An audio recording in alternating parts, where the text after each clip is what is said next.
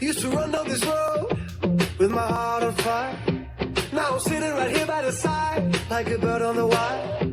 See my dream passing by, and I realize the day that I quit is the day I expire. I gotta keep moving on, gotta keep moving on. I'm shaking the dust from my bones. All I gotta do is walk.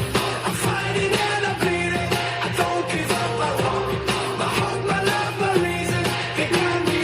Hey everybody, welcome to Castle's Corner. This is of course the Adapt and Overcome podcast, where we talk about adapting and overcoming your problems, everything from biomechanical issues, exercise selection, emotional, and many others. And today we're going to be talking about something Matt just went through. It's why we missed last week's podcast, everybody. He actually had a concussion. I'll let him tell you about it in just a moment. And I experienced the death of a dear friend. So we're going to try to get to both those topics today, addressing concussions, how to know if you have one, what happens as a result, long-term and short-term, and some other things as well. So Matt, why don't you tell us what happened, but how'd you get the concussion? Oh, I just started to have some spasming, my knee locked, and I bounced my head off the bathroom basin. And so that began the eye dilating, the throwing up, and the whole thing. I mean, there's certain things where you think, oh, gee whiz, I'm going to have a headache versus how bad is this? After it's happened a few times, you just know you have a concussion. You just go through the warning signs. And, you know, the smartest thing I did was I'm already light sensitive. So I kept all the lights in my house off. I kept the music down, the television down. I didn't watch anything that would be really rowdy, with a whole bunch of image flashing, and just took my time. You have to stay awake. You're going to feel a little bit groggy and that sort of thing. But you can't, you got to get up and move around, but you got to be very slow about it. You have to take care of yourself. You have to be disciplined on it. Otherwise, it could go south on you really fast. Oh, well, let me just step in real quick. I realized we didn't even address what a concussion is. Now, people like me and you know what concussions are. I've had several, actually, just from stupid things and other things. But a concussion is essentially when your brain gets rattled around inside of your skull. So basically, your brain is bouncing off the inside of your wall, bouncing boom, boom, boom, boom, boom, boom, boom, boom, boom, boom, boom, all around inside of your skull. This creates a lot of damage to the brain itself, the brain cells. It causes bruising, swelling, inflammation. A lot of things, just a real quick recap, just for those of you who don't know concussions. Concussions do all kinds of things. I mean, they'll affect your stress levels, your sexual function, your appetite. So basically what happens is the two main areas of the brain which get affected by a concussion are your hypothalamus and your pituitary. Now they control your hormone production and a few other things. They regulate everything from water, mineral absorption, sugar and stomach acid release. And if these areas get affected, they cause everything from insomnia, rage, like anger, for no reason, annoyance, frustration, very high, depression, anxiety, chronic muscle pain, fatigue, gut, digestive issues, your cortisol levels are going to go up. Yeah, well, they'll fluctuate, actually. They'll go up and they'll fluctuate as well. And your mental acuity is just shot. You very much brain fog. Longer when you're trying to, I've always said I've got TBI, and those who don't know what they're looking at just kind of ask me, well, do you know what you're talking about? Sometimes. And it's like, I'm making sure I'm saying the right thing to you. I have to calculate. It takes me a little bit longer to calculate things because of my CTE and TBI. Mm-hmm. And I just real quick, I'm thinking about this just to mention, a lot of people, you don't necessarily need to have a concussion to have these symptoms either. Like even consecutive blows to the head, even just falling down stairs, something like that, you might experience these symptoms. And it might not be a severe concussion. It might be an extremely mild concussion, but you will have some of these same symptoms because your brain is swelling or inflamed in certain areas, does not mean you have a concussion. But real quick, like Matt already addressed, I mean, just a quick list, if you will. If you do have a concussion or a mild concussion or anything else like that, exactly what Matt already alluded to basically is you want to limit yourself. You want to like lights, exposure to anything that's a direct stimulus to your eyes, basically. Any form of bright lights, flashing lights, loud noises, anything that's going to overstimulate your nervous system in any way, you really want to limit that.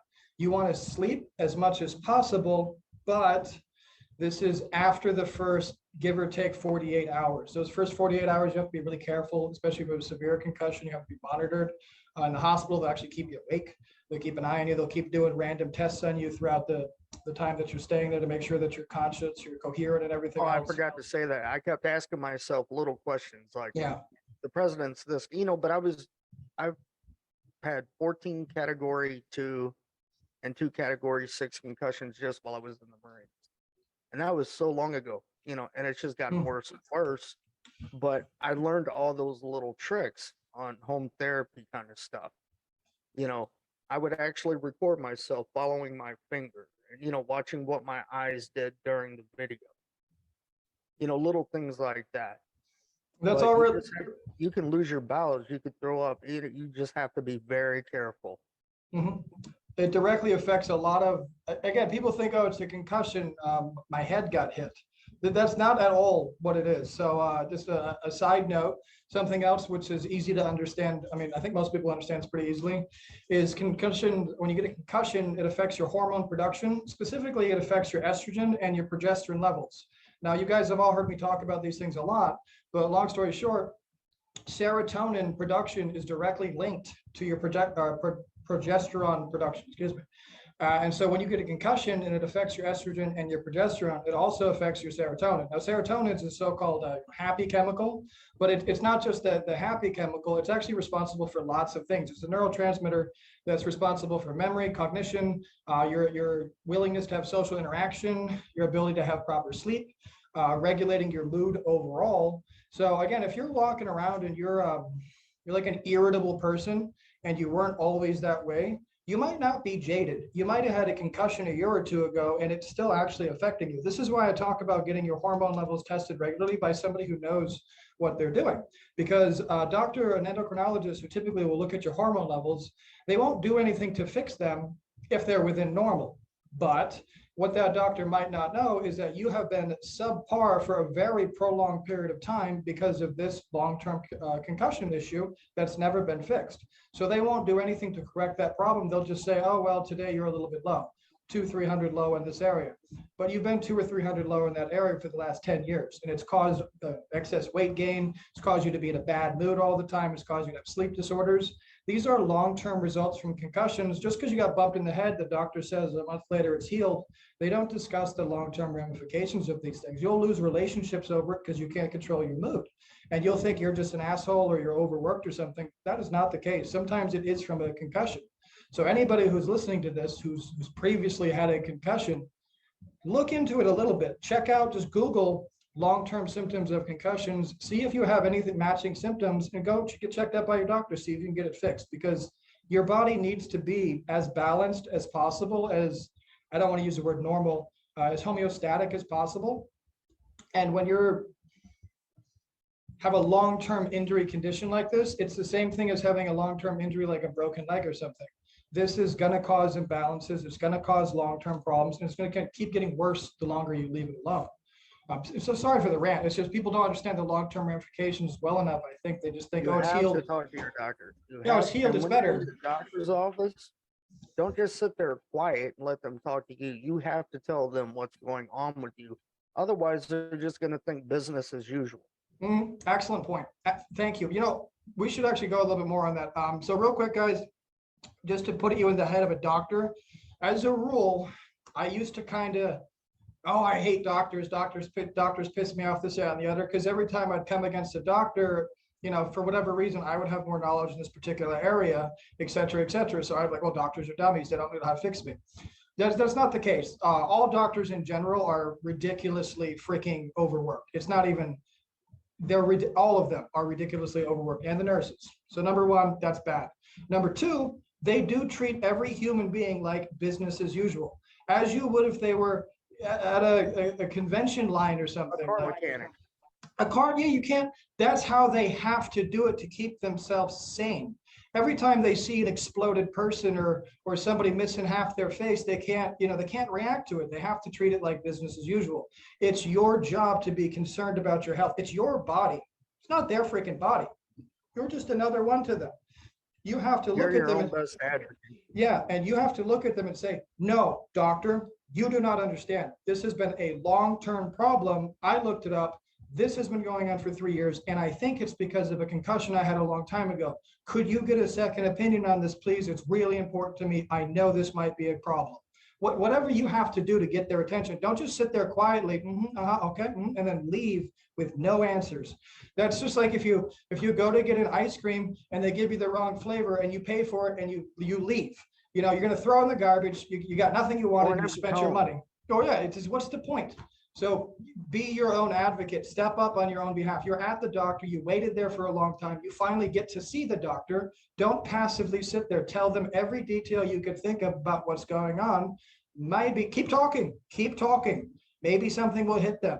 I mean, hopefully you get a doctor who cares and is not too freaking overworked, they can pay attention. But just, sorry about that rant too, but it's important you understand this, guys. Don't just sit there quietly. You have to take part in the process. Just like if you're my client, coaching doesn't work if I only tell you what to do. I have to know about your life. I have to know about your goals. You have to tell me what is going on. It's a two-way street. That's how it works with the doctor too. It's the same shit. Sorry, back to you guys, sorry.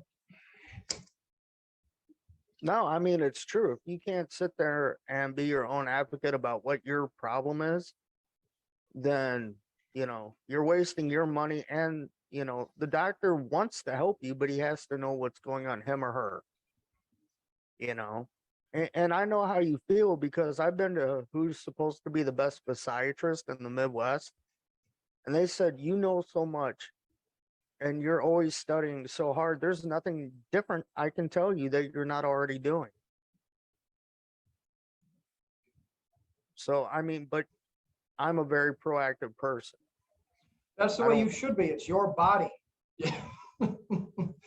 I mean, every injury I've ever your best advocate, you were your best defense, and you were your loudest cheerleader. Mm-hmm. We have take some ownership and be proud of what you have. If you have to correct something, then start working on it. And look into it yourself. Like I always say, do your own damn research, guys. I mean, the only way I got this hand working again, it's not supposed to work. It's supposed to be a curled up ball of fucked up fused mess. I got that working again because I figured out how to do it. Doctor said I was fucked, okay? I got all kinds of problems resolved internally, mentally, all kinds of shit I fixed. I had to fix it myself. I had to travel around the world. I had to do all kinds of research. I had to do all kinds of shit to figure it out myself. If I had stayed in one plant like a tree and just gone to see the same doctor, I never would have been fixed. You guys wouldn't be speaking. You wouldn't be speaking. Sorry, you wouldn't be listening to me right now. Matt, you wouldn't be speaking to me right now. Nothing would have been fixed. So you have to do it yourself. You have all the time in the world. Anybody who says they don't have time is a liar.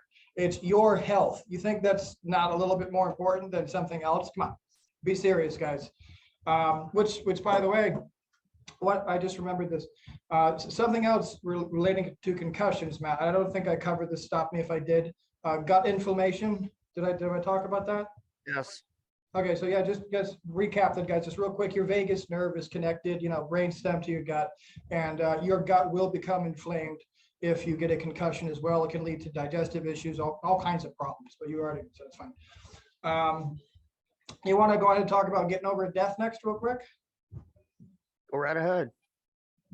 All right, so this is one, thank God, I don't have to talk about very much with my clients, but obviously most of us have dealt with the death of some kind, and some are obviously closer than others.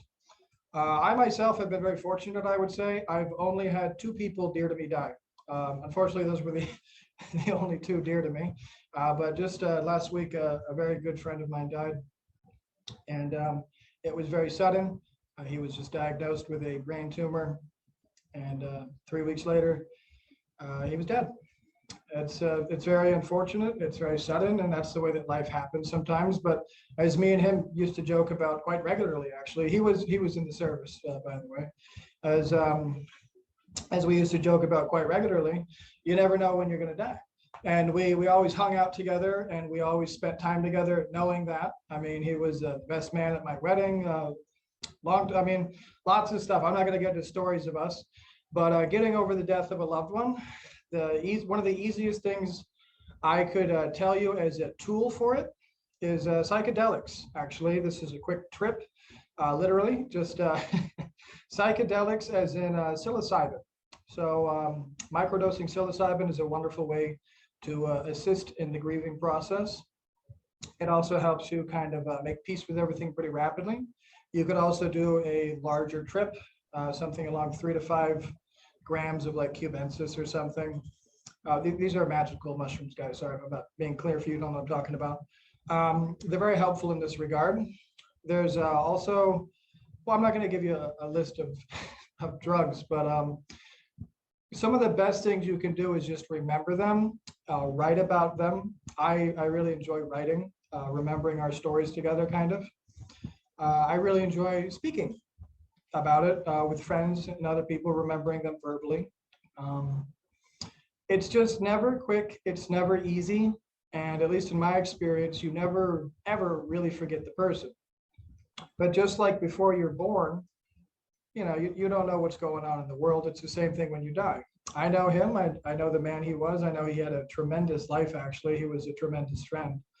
And I know he probably died with probably no regrets, as a matter of fact, something I could say almost pretty confidently. He had a pretty extraordinary life. Maybe one of these days I'll share about him a bit, but not at the moment. But as for getting over the death of a loved one, guys, really, in all seriousness, it's a long, lengthy process. If you'd like to make it easier, I would recommend, again, microdosing something like psilocybin. It's very helpful. Just look into protocols for that. I've given several in other videos, but there's lots of different ways to do it. I would recommend something along the lines of, I'm not necessarily for me, but speaking to a therapist, because I know sometimes speaking to a therapist, again, not necessarily for me, but it's actually better than speaking to a family member or somebody else, because you can perhaps share more intimately, or they can help you retrieve other memories or help you come to peace more rapidly. But there's always tools to get over it. I don't know if it makes me sound like a cold, callous person, but it's after I heard the news, it's life as usual. And I know that's exactly what he would say to me. And it's the same thing I would say to him if I had been the one to die first. You know what I mean? Like, don't interrupt anything. Keep doing you. Be the best you. Remember the shit I taught you. Try to remember me fondly, etc. If you got to tell a story about me, make it useful. Something like that. Don't just tell fucking stories about me. But that's about it, guys. I mean, Matt, you've had your share, I'm sure. What do you think? The big thing for me, because mine's mostly post-traumatic stress disorder, and for a long time it was, well, I can't accomplish this, to I can't believe, then first it was denial, then it was their survivor's guilt, then it was this, then it was that, the whole thing. And I thought, you know what? I should live a good life to honor these people, and the first thing you've got to do is forgive yourself for something you think that you did wrong. Like, there was no, oh, if I would have drove this way instead of that way. You had no choice. You're going into combat. They don't wait for you. They don't come to you. You go to them most of the time, that kind of thing. I'm just generalizing, but you can't harbor ill feelings to yourself, because nobody is a Marvel or DC comic book. It doesn't work like that. Stormtroopers are good shots, not just warning shots, and you just run into them and punch them, that kind of thing. The world's not that kind of a happy thing. It's just one big catastrophe after another, and you just have to know how to deal with it. Mm-hmm. Well, it's not selective either. I mean, I've actually said this many times, but I I don't know if it's all the stoic works I've read or the fact that I've actually died a couple times myself, but I'm very, very grateful every single day. And I tell everybody I Absolutely. speak to as great, all the things I'm grateful for, I truly remember them constantly throughout the entire day. I love my cats. I love spending time with them. I love helping my clients get to their best potential. I love researching. I love everything that I do, and I'm very grateful I'm able to do it. I'm even grateful I'm able to see. I lost that for a little while even. I mean, I'm very grateful for everything, specifically because I've had such a hard life full of such hardship. I'm extremely grateful for all the stuff I have. And I mean, again, when it comes to the death of a loved one, just remember them when they were alive. What the hell would they say to you? You know what I mean? That's it. It's real easy. Like this. You should, the closer they are to you, celebrate the happiness more than anything.